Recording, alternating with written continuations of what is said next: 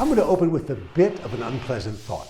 If God were to inform you that you have 30 minutes left to live, what would you do to fill that half hour?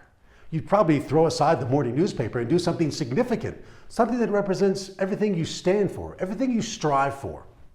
Well, in this week's Torah reading of Vezot HaBracha, the Torah ends, and so does the illustrious career of Moshe Rabbeinu, Moses, our teacher. And what does Moshe do in the last minutes of his life? The Torah tells us that he ascends the mountain of Nevo, and then Vayar'eu Adonai et kol haaretz. God showed him the entire land. So wait, are we to understand that in the last minutes of his life, Moses became a tourist and went Israel sightseeing?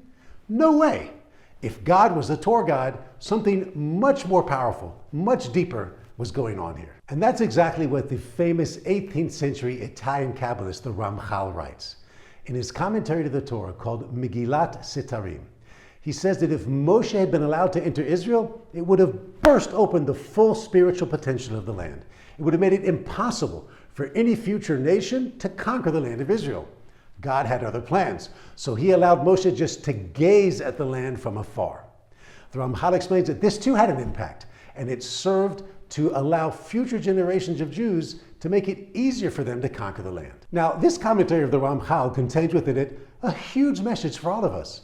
When Jews interact with the land, it brings to fruition the vast reserves of potential spiritual energy contained within the land. So that when someone on the level of Moshe Rabbeinu just gazes at the land, boom, that has an impact. When Jews visit the land, like right now during the holiday of Sukkot, that constitutes a spiritual fertilization of the land. My cousins Gary and Lisa just sent me an invitation to the dedication of their new apartment in Jerusalem. When a Jew purchases an apartment in the land of Israel, that's a warm embrace of the land, which causes its holiness to ripen. When they'll make Aliyah and live in that apartment permanently, wow, that's literally unleashes untold rivers of light that flood the land. Now, you and I may not see that light, but Kabbalists like the Ramchal see it, and they write about it. So that's why we here at Beit El Institutions started this newsletter called Beyond the Four Amot.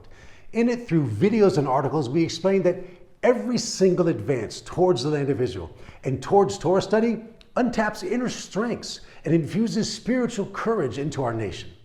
So as we end the Torah this week and started anew in synagogues across the globe, here's a call to action. Simple. Subscribe to our YouTube channel and get your friends to subscribe to our email newsletter. Links to both are below the YouTube video screen. Shabbat Shalom to all from Beit El, and of course, a happy Sukkot holiday.